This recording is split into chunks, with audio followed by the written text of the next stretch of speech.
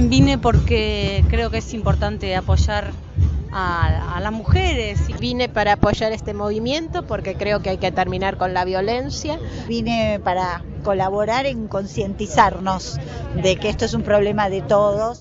Y vine porque duele.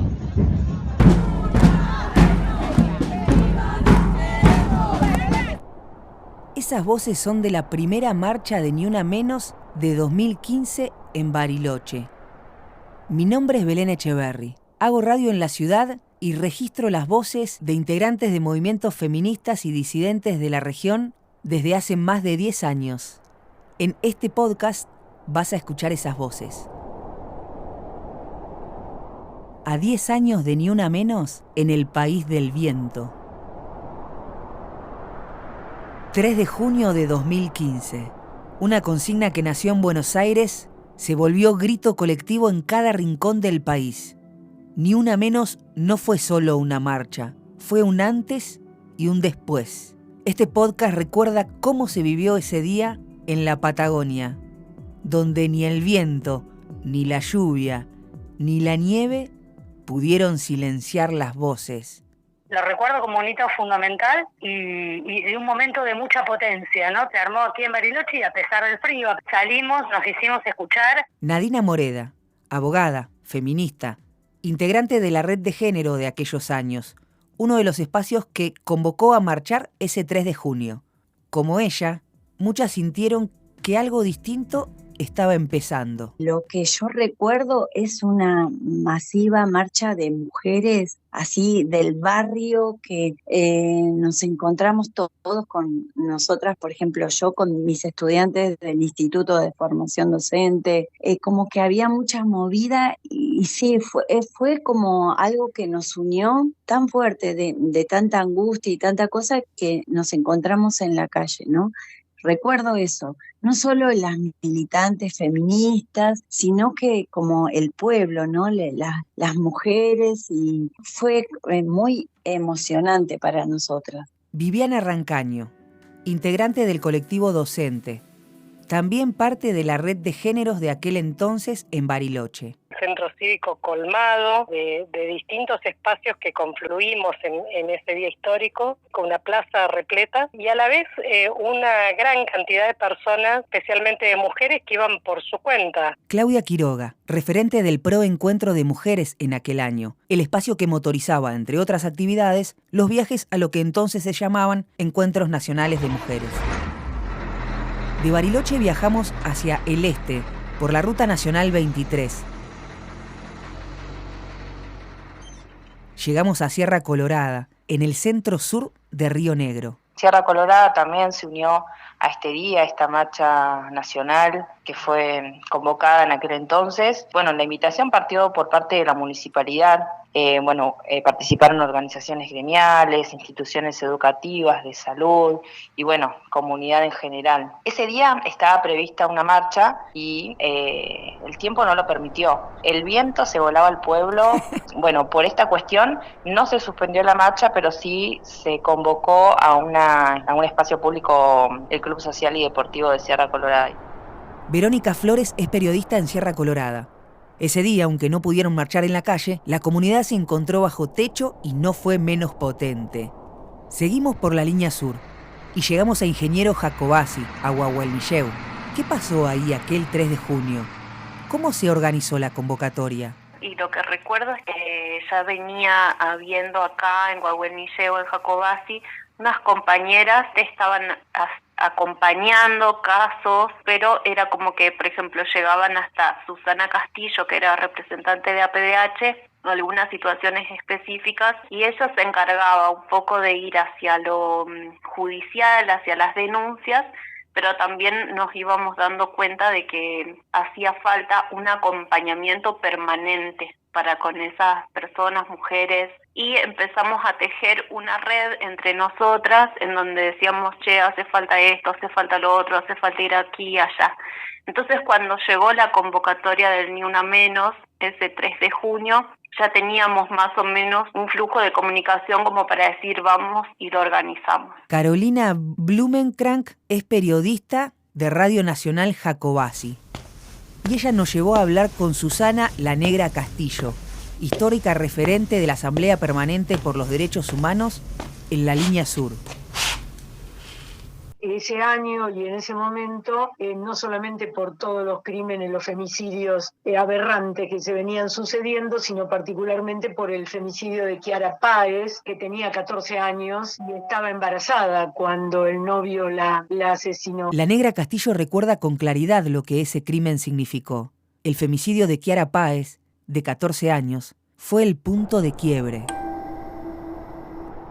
Ese 3 de junio de 2015, nosotras tuvimos unas previas convocatorias que surgieron de la compañera Claudia Huircán. Ella tomó la iniciativa a partir de la iniciativa nacional, ¿no? Que también hubo mucha participación de periodistas, obviamente, de mujeres periodistas. Los primeros días de junio acá en la Línea Sur hace mucho frío y dijimos, bueno, hagamos algo bajo techo, pero no solamente le teníamos al frío, yo creo que también en ese entonces, aunque no lo exteriorizábamos demasiado, le temíamos a la capacidad de convocatoria de un tema que no era hablado, que no era dialogado demasiado. Entonces decidimos hacerlo en la sede sindical del sindicato de Luz y Fuerza acá de la localidad. Ella es Claudia Huircán, defensora de la Casa Común, activista, periodista de Radio Nacional Jacobasi. Dejamos Jacobasi y viajamos hacia la cordillera. En Comayo nos recibió Estela Cáceres, de la agrupación Ni Una Menos Comayo. Hola Belén, buenos días. Sí, se hizo una convocatoria, una marcha linda, grande en nuestro pueblo, porque bueno, Comayo es un pueblo pequeño y bueno, la verdad que es un pueblo que le cuesta como poner el cuerpo, salir a la calle. Y recuerdo que aquella vez se hizo una linda marcha en el pueblo donde nos reunimos frente al juzgado de paz, se hizo lecturas de documentos. Terminamos nuestro recorrido en la comarca andina. Y me acuerdo que hubo como una especie de convocatoria espontánea en la Plaza de Bolsón y que veníamos ya, ¿no?, de varios femicidios este año y entonces, bueno, las personas, sobre todo mujeres y jóvenes, empezábamos a llegar a la plaza a conversar y bueno, conversábamos y no nos íbamos. No había una convocatoria específica, ninguna organización, ni ningún sector, ni sindicato, sin embargo la gente iba llegando y ahí nos dimos como una conversación de que era necesario empezar a organizar algunas cosas también en una comarca chica y empezar a hablar de lo que sí sabíamos como secreto a voces de personas que habían sido anteriormente muertas a manos de sus parejas o exparejas, y eso llevó un rato largo.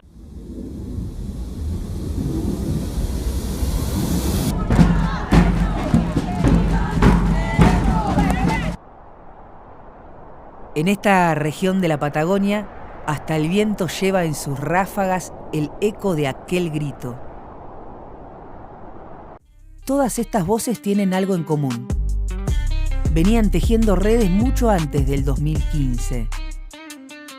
Grupos como Mujeres del Encuentro o la Red de Géneros venían trabajando en silencio.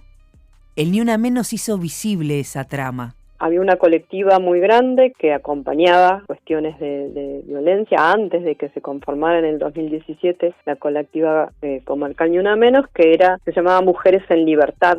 Nosotras estábamos con nuestra agrupación, que era la Comisión Pro Encuentro de Mujeres, y era un espacio horizontal donde promovíamos ahí que la que quisiera protagonizara y enfrentara el padecimiento que tenía. Y bueno, la red de género para nosotras fue un espacio de formación y de aprendizaje, con muchas compañeras pioneras, como Susana Yaper, como Roxana González, Nadina, Moreda, Adela, bueno, muchísimas compañeras, y bueno, y nuestras compañeras docentes también laborando en la escuela, ¿no?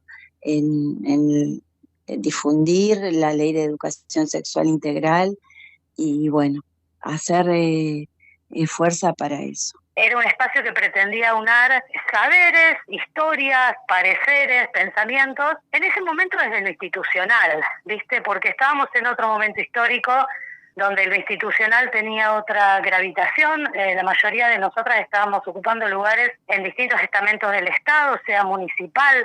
Estamos hablando que en ese momento todavía existía la famosa línea 102, te acordarás de toda la movida y lo que tenía que ver con el área de género en ese momento del municipio, desde lugares de provincia, de nación, en organismos, lo que era el Ministerio de Desarrollo Social.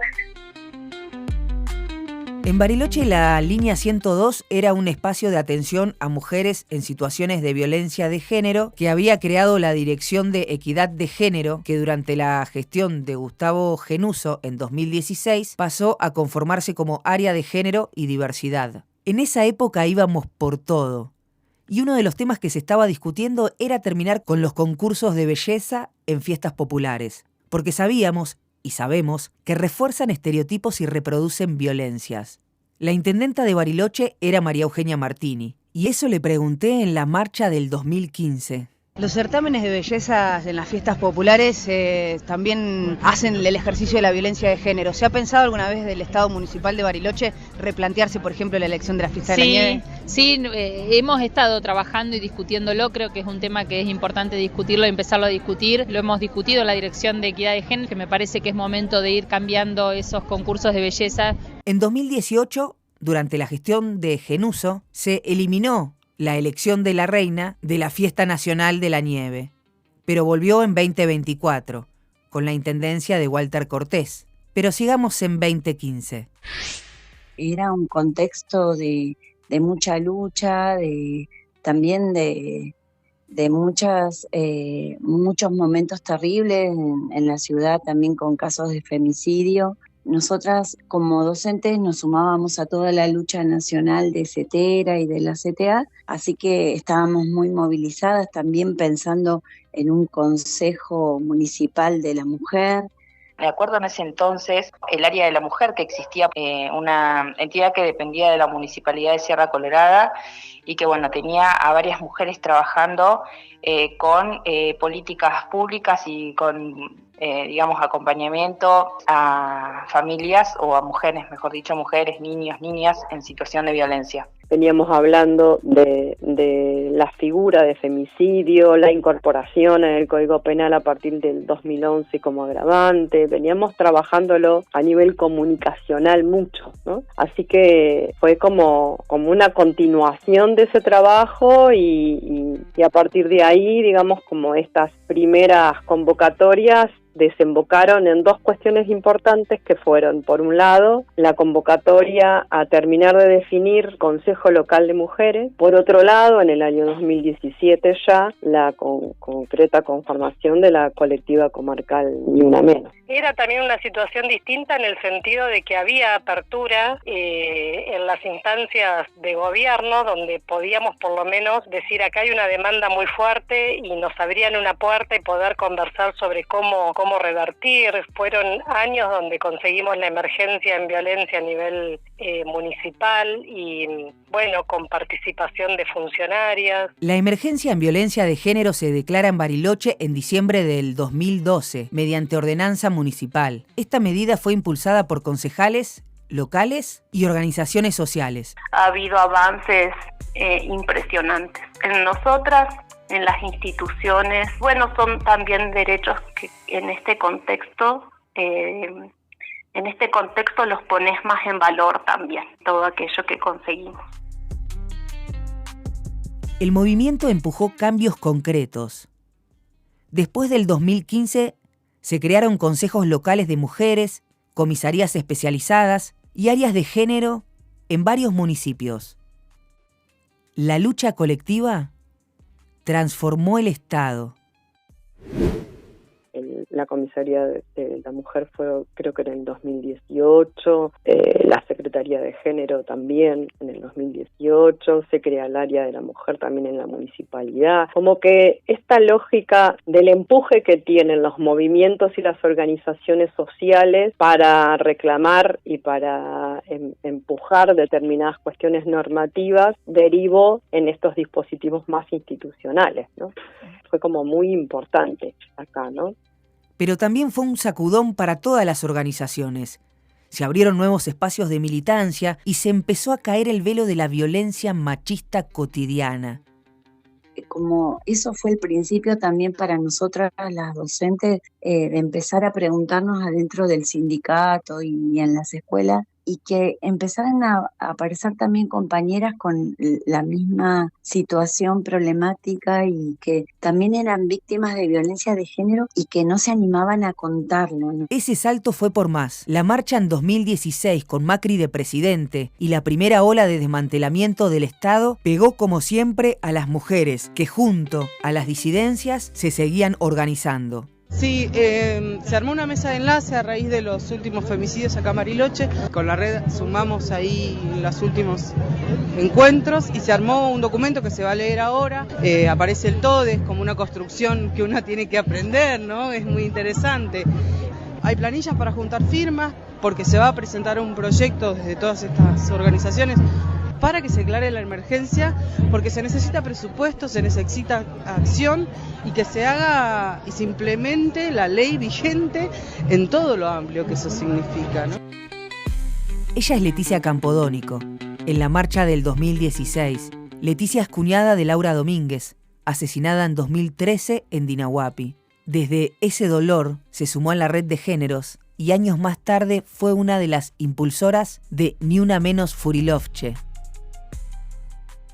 Porque cada historia personal también es colectiva. Fueron años de asambleas multitudinarias. Eran reuniones de asambleas en diferentes lugares.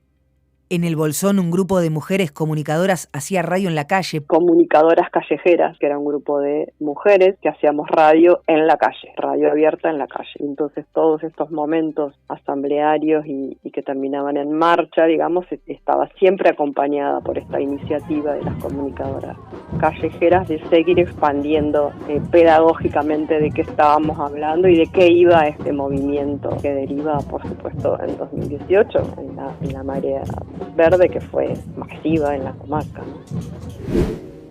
En 2023, Javier Milei ganó las elecciones en Argentina.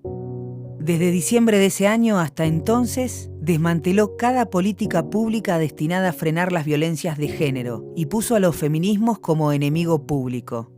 ¿Cómo se sigue frente a este escenario? Sí, retrocedimos un siglo, sabemos todo lo que ha sucedido desde la asunción de esta nueva gestión, que más allá del desmantelamiento han incursionado incluso en poner en tensión cuestiones que nosotros entendíamos que eran ya indiscutibles, ¿no? Como la noción misma del femicidio. Me parece que hay un momento como de desmembramiento un poco de las luchas que supongo no solamente en el movimiento feminista tienen que ver con el estupor que provoca esta avanzada. Creo que la situación es absolutamente compleja en todos los ámbitos y nos tiene bastante desmovilizados, pero no porque no queremos, sino porque no tenemos capacidad para atajar todos los pelotazos que nos están viniendo por todos lados. Yo sabés que tengo mucha esperanza, por esperanza en las jóvenes, si bien estamos en un contexto muy difícil, cosas que aprendimos y conquistamos que son muy difíciles que vuelvan atrás. Por ejemplo, generacionalmente, los pibes que están ahora en las escuelas y ya nacieron en esta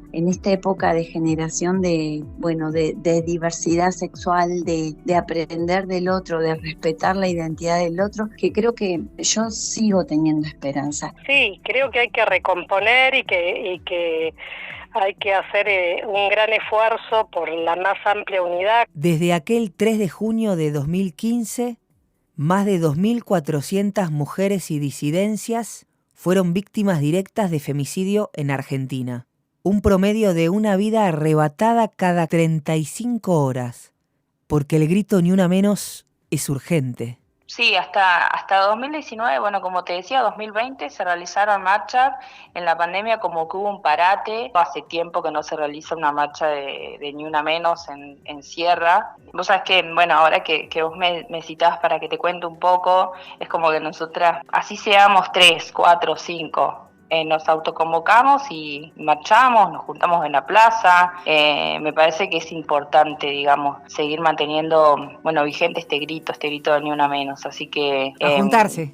A juntarse, sí. 10 años después, el grito sigue vivo, aunque más difícil, aunque más solitario, aunque más fragmentado, pero sigue, en cada pueblo, En cada plaza, aún quedan voces que no se rinden, aunque sean 3, 5, 10, aunque haya frío, viento o silencio, porque la lucha no se archiva y la historia continúa.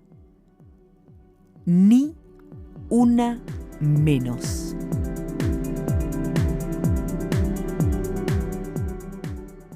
Este podcast es una producción de Proyecto R.